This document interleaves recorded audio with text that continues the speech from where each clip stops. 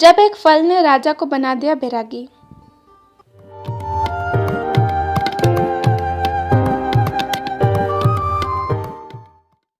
प्राचीन उज्जैन में बड़े प्रतापी राजा हुए। राजा भर्तरी अपनी तीसरी पत्नी पिंगला पर मोहित थे और वे उस पर अत्यंत विश्वास करते थे।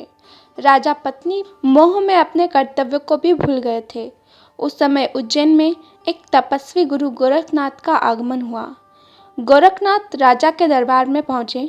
भर्तरी ने गुरु गोरखनाथ का उचित सत्कार किया। राजा भर्तरी के आदर सत्कार से तपस्वी गुरु अति प्रसन्न हुए।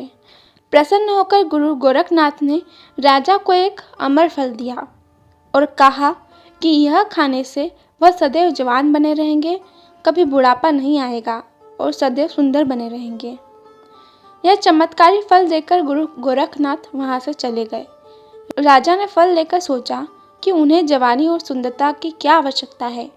चूंकि राजा अपनी तीसरी पत्नी पर अत्यधिक मोहित थे, अतः उन्होंने सोचा कि यदि यह फल पिंगला खा ले तो वह सदैव सुंदर और जवान बनी रहेगी। यह सोचकर राजा ने फल पिंगला को दे दिया। रानी पिंगला भर्तरी पर नहीं बल्कि उसके राज्य के कोतवाल पर मोहित थी। यह बात राजा नहीं जानते थे।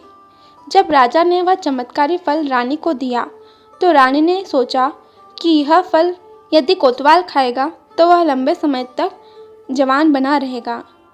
रानी ने यह सोचकर वह चमत्कारी फल कोतवाल को दे दिया। कोतवाल एक वेश्या से प्रेम करता था और उसने चमत्कारी फल उसे दे दिया ताकि वेश्या सदैव जवान और सुंदर बनी रहे। वेश्या ने फल पाकर सोचा कि यदि वह जवान और सुंदर बनी रही तो उसे यह काम हमेशा करना पड़ेगा और नरक समान जीवन से मुक्ति नहीं मिलेगी।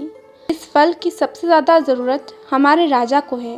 राजा हमेशा जवान रहेंगे तो लंबे समय तक प्रजा को सुख सुविधाएं देते रहेंगे। यह सोचकर उसने चमत्कारी फल राजा को दे दिया। राजा वह फल देखकर चकित रह गए। राजा ने वेश्या से पूछा कि यह फल उसे कहाँ से प्राप्त हुआ।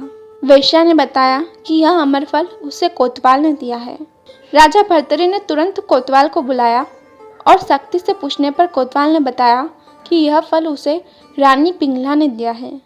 जब भर्तरी को पूरी सच्चाई मालूम हुई तो वह समझ गए कि रानी पिंगला उसे धोखा दे रही है। पत्नी के धोखे से भर्तरी के मन में वैराग्य जाग गया और वे अपना संपूर्ण राज्य राजा विक्रमादित्य को सौंपकर उज्जैन की एक गुफा में आ गए। उस गुफा में भर्तरी ने 12 वर्षों तक तपस्या की। उज्जैन में आज भी राजा भर्तरी की गुफा दर्शनीय स्थल के रूप में स्थित है। राजा भर्तरी ने वैराग्य पर वैराग शतक की रचना की जो कि काफ़ी प्रसिद्ध है। राजा भर्तरी ने श्रृंगार शतक और नीति शतक की भी रचना की। यह तीनों ही शतक आज भी उपलब्ध हैं और पढ़ने योग्य हैं।